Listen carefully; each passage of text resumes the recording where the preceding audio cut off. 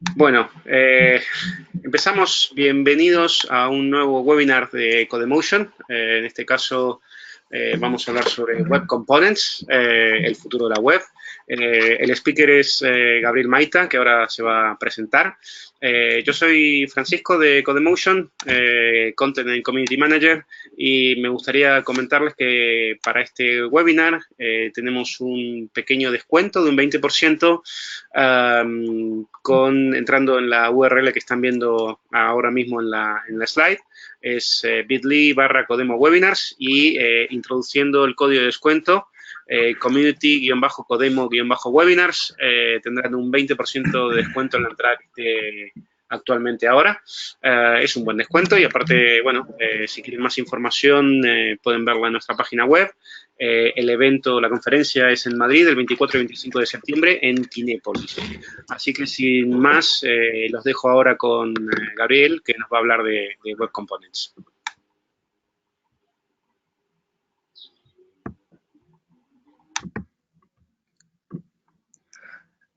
Hola a todos, es un placer estar aquí. Me llamo Gabriel Maita, soy un desarrollador front-end, trabajo en Accenture en Milán. Me pueden encontrar en GitHub con el nickname de Grande Maita, en Twitter también con el mismo nickname. En mi cuenta personal de GitHub tengo diferentes proyectos que he realizado con diferentes tecnologías. Me gusta mucho poner en práctica las cosas que aprendo. Pueden encontrar proyectos hechos aunque con Web Components, por ejemplo. Así que si gustan, visiten mi perfil de GitHub. Hoy estoy aquí para hablar con ustedes de los Web Components. Antes de comenzar, quiero compartir con ustedes lo que será la agenda de este webinar. Comenzaremos con una pequeña introducción en la cual les contaré cómo ha evolucionado el mundo del desarrollo web, cómo era al inicio y cómo cambió hasta el día de hoy. ¿Qué cosas son los web components? ¿Qué cosas necesitamos para crear web components? ¿Qué cosas son los ciclos de vida, que son muy populares en las librerías y frameworks modernos? ¿Cuál es el estado de los navegadores que soportan las APIs de los web components? Las librerías que podemos utilizar para desarrollar web components y en modo más simple y rápido. Y los casos de uso, empresas que ya utilizan web components actualmente en producción. Ok, comencemos. Tantos años atrás, estamos hablando más o menos del 1995, existían dos navegadores. El primero era Netscape y el segundo Internet Explorer en su versión 4. Quizás pensarán que los programadores de la época se la tenían muy simple. En realidad no era así, porque cada navegador tenía una propia implementación de JavaScript, así que el desarrollador de la época tenía que duplicar el código para poder soportar esos dos navegadores. En esa época el tipo de aplicaciones que se desarrollaban no eran tan complejas como las que hoy hacemos. No habían single page application o cosas así. Se utilizaba JavaScript más para hacer animaciones. Con el pasar de los años llegaron al mercado más navegadores. Esto creó un problema porque significaba que los desarrolladores tenían que mantener más código, uno para cada navegador, hasta que en el 2006 llega jQuery con el objetivo de dar una herramienta al desarrollador con el cual podía crear aplicaciones web utilizando el mismo código. Esto fue un éxito por muchos años. Fue una de las librerías más utilizadas. Nacieron tantos plugins que resolvían diferentes casos específicos. Y bueno, como todo en este sector, las tecnologías cambiaron, nacieron nuevas librerías, nuevos frameworks, como por ejemplo Backbone, en este caso AngularJS, que traía nuevas funcionalidades como por ejemplo la dependency injection, el to data binding, la posibilidad de poder utilizar como pattern design MView model. Con AngularJS podrías crear aplicaciones como single page application muy complejas. Después, en el 2010 más o menos, llegó React, que introdujo un nuevo modo de desarrollar aplicaciones web, introduciendo la metodología componentes. Esto fue un éxito, porque actualmente la mayor parte de las librerías o frameworks utilizan esta modalidad de desarrollo. Pero ¿qué pasa? Últimamente, no sé si habrán notado, cada mes o cada 2 meses nace una nueva librería, un nuevo framework, así que es un problema para quien se ocupa de desarrollo poder estar actualizado, ¿no? Y sobre todo es un problema para las empresas mantener este código, ¿no? Quizás comienzan en un proyecto utilizando una librería y después de un año esta librería deja de existir o se vuelve menos popular, y esto crea un problema de manutención del código. ¿Cómo podemos resolver ese problema? En realidad, podemos resolverlo sin necesidad de utilizar ninguna librería o framework, simplemente utilizando lo que el navegador nos ofrece. Así que estamos hablando de APIs nativas. En este caso estoy hablando de los Web Components. Para quien no ha escuchado hablar de Web Components, los Web Components no son ni una librería ni un framework, simplemente son un conjunto de APIs que los navegadores ofrecen y por los cuales podemos crear nuevas etiquetas HTML o extender las que ya existen, con el objetivo de poder tener componentes personalizables y reutilizables. Los Web Components no son nuevos en realidad, fueron introducidos la primera vez en el 2011 por Alex Russell, que es uno de los desarrolladores de Google, y después por el Team Polymer en el 2013. Como seguramente habrán notado, al inicio no tuvo gran acogida porque los únicos navegadores que lo soportaban eran al inicio Chrome y después Opera. Pero en estos últimos 2 años ha habido un grande trabajo por parte de muchos navegadores y actualmente se ha vuelto un estándar. ¿Qué cosas necesitamos para crear Web Components? Son 4 las APIs que nos sirven para poder desarrollar estos tipos de componentes, y son los HTML templates, los custom elements, el shadow DOM y los ECMAScript modules. Comencemos a hablar de lo que son los HTML templates. Son etiquetas HTML y todo lo que ponemos al interno de estas etiquetas no son ejecutadas por el navegador. Un ejemplo, aquí pueden ver una etiqueta template. Al interno tengo código CSS y HTML. El navegador no interpretará y sobre todo no ejecutará esta parte de código. Y esto nos sirve porque les haré ver en la próxima slide cómo añadirlo a nuestro Web Component. Una de las APIs más importantes para crear Web Components son los Custom Elements. Con los Custom Elements nosotros podemos crear nuevas etiquetas HTML o extender las que ya existen para agregar nuevas funcionalidades. Aquí hay un ejemplo de cómo se crea una etiqueta HTML. Seguramente la sintaxis les es ya familiar porque estamos viendo, si trabajan con proyectos React o Angular, esta es una clase en su forma ECMAScript 6. Son 3 cosas que tenemos que hacer para poder crear una etiqueta HTML. La primera es extender la clase HTML element. Y después al interno de nuestro constructor iremos a buscar nuestro template y añadir el contenido del template en nuestra nueva etiqueta HTML.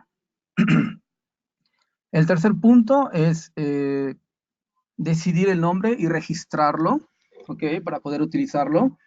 Para hacer esto tenemos que utilizar el objeto global custom_element, ¿ok? Que expone un método. Este método recibe dos parámetros. El primero es el nombre de nuestra nueva etiqueta HTML y el segundo es la clase que contiene el comportamiento de nuestro componente. Es una best practice cuando se decide el nombre de una etiqueta HTML utilizar la dash notation, o sea, utilizar un prefijo adelante del nombre del componente, y esto para evitar conflictos con el actual estándar. Una API importante que los custom elements tienen son los ciclos de vida. Seguramente los habrán visto en librerías o frameworks como React o Angular. Típicamente, para quien no sabe qué cosas son los ciclos de vida, son métodos con los cuales nosotros podemos manejar el estado de nuestro componente. Aquí les he preparado una tabla en la cual he puesto las librerías y frameworks más populares en el mercado en este momento. En la primera columna pueden encontrar los ciclos de vida de los custom elements. Por ejemplo, Connected Callback es utilizado cuando la etiqueta HTML es añadida al DOM. Attribute Change Callback cuando el atributo cambia. Esto se utiliza para actualizar el HTML del componente. Y Disconnected Callback cuando el componente es eliminado del DOM.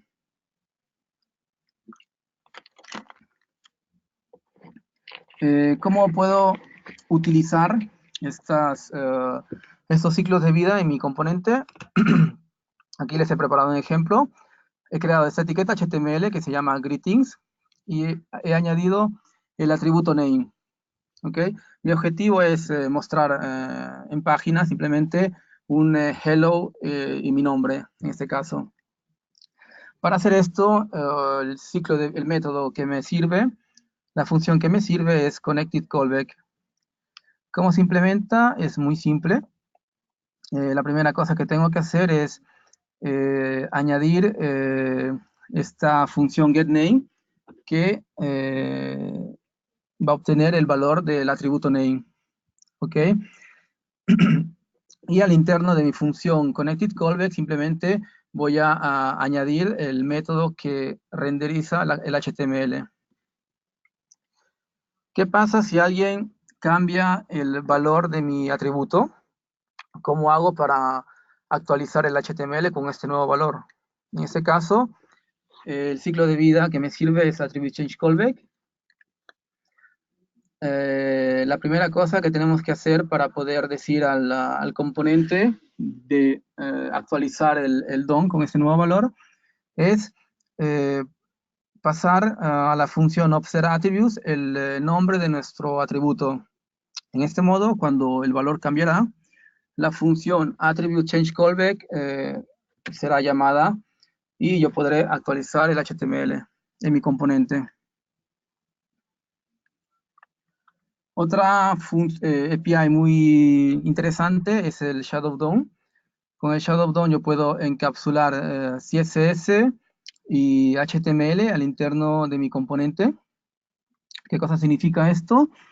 Aquí tengo un ejemplo donde tengo dos etiquetas HTML. La primera es una etiqueta H1 y la segunda es mi web component con el Shadow DOM activo. Como podrán notar, al interno de mi web component tengo otra etiqueta HTML. Mi objetivo aquí es aplicar el color azul a todas las etiquetas H1. Pero como podrán notar, solo la etiqueta que se encuentra fuera del web component tiene el color azul. La que está y esto lo logramos gracias a los Shadow DOM. Quindi nos permite de encapsular el código al interno e impedir que nuestro componente sea manipulado indirectamente. Un ejemplo Puede ser, cuántas veces ha pasado que nos han pedido desarrollar componentes que después son integrados en otras páginas y casi siempre nos llaman para decirnos, hey, tu componente ha roto nuestra página o viceversa, la página rompe nuestro componente, ¿no? Porque quizás no han seguido ninguna metodología para escribir el CSS, así que van a manipular globalmente etiquetas como H1, por ejemplo. Esta fue mi expresión cuando descubrí la primera vez que se podía hacer esto sin necesidad de utilizar ninguna librería o framework. Fantástico. Twitter, por ejemplo, utiliza los Shadow DOM para compartir su Twitter widget. Como pueden ver en la parte de abajo, está los Shadow DOM activo, está el CSS al interno del componente y el HTML. ¿Cómo activo el Shadow DOM? Es de verdad muy simple, son dos líneas de código que me sirve. La primera es añadir la función attach shadow y pasarle el objeto modo open. La segunda es añadir el valor de mi template. En vez de añadirlo directamente al custom element, lo debo añadir al objeto shadow root. En este modo, activado los Shadow DOM. Otro ejemplo en el cual podríamos, por el cual nos sirve utilizar el Shadow DOM. Aquí tenemos una página con tantos div. Como pueden notar, esta página es ilegible, no es fácil de mantener. Y no es performante, y no lo digo yo, lo dice Lighthouse. Para tener una página web optimizada, lo ideal es tener menos de 1500 etiquetas HTML al interno del código. Esto no es en realidad fácil de obtener. Y bueno, imagínense crear la misma aplicación utilizando los Shadow DOM. Prácticamente nosotros podríamos crear tantos componentes y encapsular el HTML en cada componente. En este modo, tenemos un número menor de etiquetas HTML presentes al interno de la página, porque el contenido que está al interno de los Shadow DOM no hace parte del documento principal. Y esto nos permite tener una aplicación performante. La cuarta y última API son los ECMAScript Modules. Con esta API nosotros podemos importar nuestros módulos, nuestras clases, al interno de las páginas web sin necesidad de utilizar, por ejemplo, librerías o frameworks como Webpack o como Rollup o como Gulp. ¿Cómo se utiliza el ECMAScript Module? Es muy simple, basta añadir el valor module al atributo type. Y ya está. ¿Cuál es el estado de soporte en los navegadores actuales? Ha habido mucho trabajo, como les decía al inicio, por parte de muchos navegadores que han agregado la mayor parte de las APIs. Y el estado actual es este. Tenemos las 4 APIs que funcionan en Chrome, en Opera, en Safari, en Firefox. En Microsoft Edge en realidad están trabajando para añadir los custom elements y los Shadow DOM. Si han estado atentos al inicio del año, Microsoft hizo un anuncio muy importante en el que dijo que está trabajando para sustituir el actual engine que utiliza Microsoft Edge con el de Chromium. Y esto significa que cuando tendremos la próxima actualización de Microsoft Edge, finalmente tendremos un soporte en todos los navegadores modernos. Actualmente pueden ir a la página de Microsoft Edge Insider y bajarse la versión para Mac y la versión para Windows. Personalmente, yo lo hice y probé, bueno, un par de proyectos donde he utilizado los web components y les puedo asegurar que funciona muy bien. Ok, aquí entramos en la parte caliente. ¿Qué cosa pasa con Internet Explorer 11? Bueno, una solución hay. pueden utilizar los polyfill. Los polyfill son scripts que te garantizan un soporte en browsers viejos, como por ejemplo Internet Explorer 11 o Safari 9. En este caso se pueden instalar esta librería. Un consejo que les doy es no incluir esta librería porque es muy pesante. Directamente al interno de su proyecto va a utilizar estrategias como por ejemplo la Feature Detection, donde ustedes van a verificar si el navegador soporta los web components. En caso contrario, importan los polyfills a runtime utilizando el Dynamic Import. En este modo, donde no les sirve, como por ejemplo las aplicaciones, los navegadores modernos no se cargan todos estos paquetes que son muy pesantes, muy grandes. El objetivo de los Web Components es uno, principalmente, permitir al desarrollador describir una vez y poder utilizar el componente en cualquier navegador y sobre todo en cualquier tipo de proyecto con cualquier tipo de tecnología. ¿A cuántos de ustedes no les ha pasado de desarrollar el mismo componente para tecnologías diferentes? Y esto porque obviamente si crean un componente específico para una tecnología específica, como por ejemplo Angular, es difícil poderlo reutilizar en un proyecto React. Entonces, ustedes tienen que volver a escribir lo mismo utilizando las APIs de React. En cambio, con los Web Components nosotros podemos escribir, por ejemplo, un daypicker y poderlo utilizar en Angular, el mismo código poderlo utilizar en React y en Vue. Les he preparado un ejemplo. Aquí lo que traté de hacer fue añadir mi componente al interno de un proyecto Angular. La única cosa que tienen que hacer es importar este módulo Custom Elements Schema. Angular desde la versión 7 tiene soporte a Web Components. Y en este modo ustedes pueden utilizar Web Components al interno de un proyecto Angular.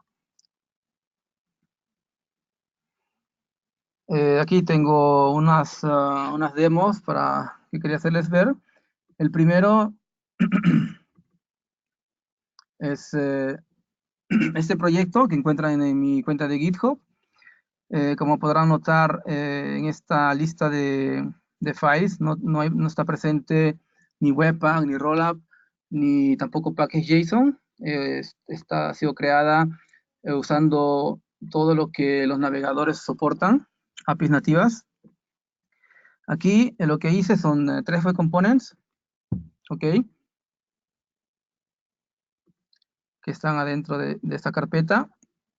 Por ejemplo, el componente GitHub Profile muestra la información del usuario que está registrado en GitHub. Información como, por ejemplo, el nombre, la imagen, ¿ok? Este proyecto se encuentra en esta URL. Como pueden ver, es un web component porque tiene el Shadow DOM activo, así que el CSS y el HTML está al interno del componente. Como les decía, las APIs que llamo para mostrar esta información son las de GitHub. Esto significa que si yo modifico el valor de este atributo, por ejemplo, pongo el nickname mío de GitHub, Grande Maita, entrará en acción la attribute change callback. Esto significa que sucederá un re-render del HTML. Como pueden notar, el componente ha sido actualizado con la nueva información. Como pueden notar, es muy simple. Y la dimensión de los JavaScript es ligera. Si pueden notar, el file más grande pesa 1.2 KB. Sí, de verdad, sin necesidad de utilizar frameworks o librerías. Y esto funciona en todos los navegadores modernos.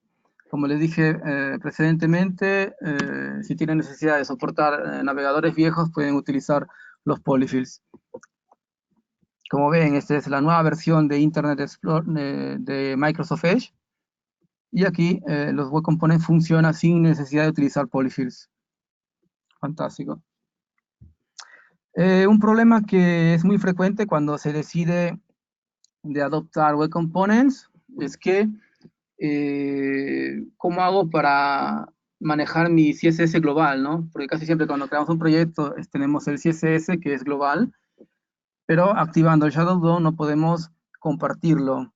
En este caso, les sugiero de utilizar las CSS variables que te permiten de escribir variables CSS que pueden ser compartidas al interno de los componentes. Aquí yo he escrito unas variables que les hago ver en un momento. Estoy buscando el CSS, este de aquí. Como pueden notar, esta es la sintaxis para crear CSS variables. He escrito para manejar el color principal, el color secundario, y prácticamente todos estos bordes que ven en cada uno de los componentes utiliza esa variable. Eso significa que si yo de código modifico el valor de esa variable, automáticamente todos los elementos que utilizan esa variable se actualizarán. Como pueden ver, ha cambiado el color de blanco a rojo, en modo muy simple. Muchos por ahí dicen que los web components, seguramente habrán escuchado que dicen, no, los web components son para crear componentes simples. En realidad no es verdad. Ustedes pueden crear componentes simples, pero también componentes complejos. Por ejemplo, este de aquí es un componente creado por Google. Es un componente que muestra un elemento tridimensional, como pueden ver, y es un web component. Como pueden ver, los shadow root activo, y al interno está su CSS y HTML.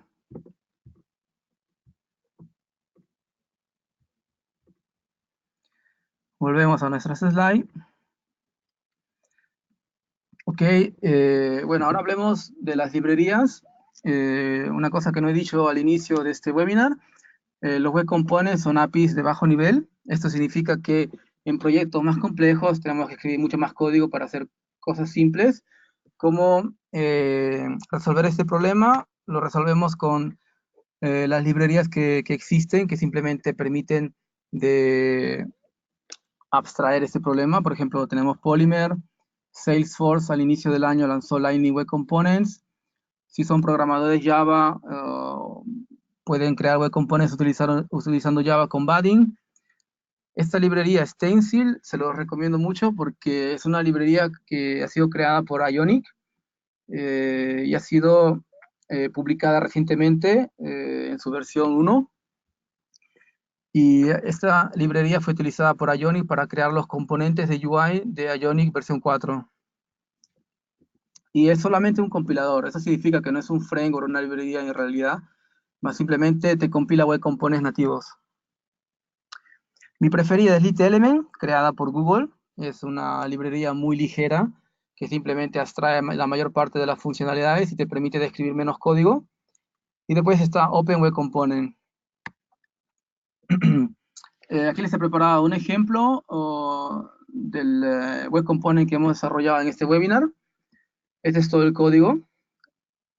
Y este es el mismo web component utilizado hecho con LitElement. Como pueden notar, las líneas de código es poco, y la ventaja es que permite al desarrollador de crear web components en modo más simple y más veloz, que es muy importante en los proyectos actuales. Yo he creado esta CLI para crear web components utilizando LitElement y TypeScript, así que si quieren iniciar a desarrollar web components utilizando LitElement y no saben dónde comenzar y sobre todo no saben cómo estructurar el proyecto, pueden instalarse este paquete que se llama su NPM. ¿Qué pasa con el SEO? Al inicio, el último Google I.O., Google dijo que la versión actual de Googlebot soporta soporta JS Module, los Custom Elements, los Shadow DOM, las clases, y esto significa que no hay ningún problema en esa parte, finalmente. ¿Quiénes están utilizando actualmente Web Components en producción? Tenemos ENG. Ellos publican en Medium y en DevTube, pueden encontrar publicaciones muy interesantes donde explican cómo crear una arquitectura basada en Web Components. Ellos utilizan LitElement. McDonald's utiliza Polymer para crear sus menús interactivos en Estados Unidos.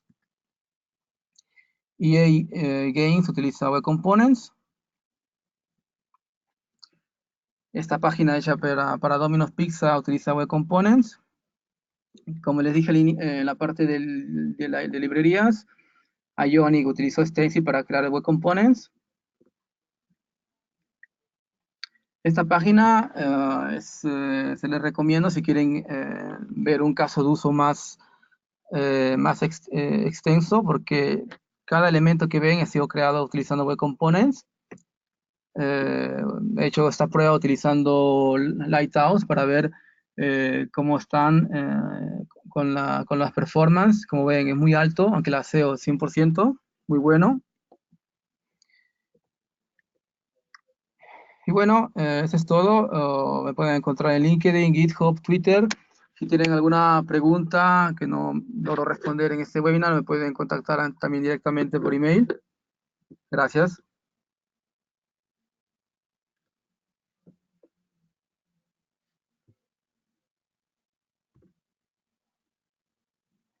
Si tienen alguna pregunta, no hay preguntas, estoy aquí. No veo por aquí preguntas. No veo preguntas, parece que quedó bastante claro. Igualmente os recuerdo que luego subiremos el webinar a nuestro canal de YouTube, donde pueden ver los webinars anteriores, por lo menos los de España. Muchas gracias, Gabriel, por darnos este webinar y hablarnos un poco de Web Components y el futuro. Y bueno, será hasta otra entonces. Muchas gracias. Muchas gracias. Chao a todos. Chao, chao.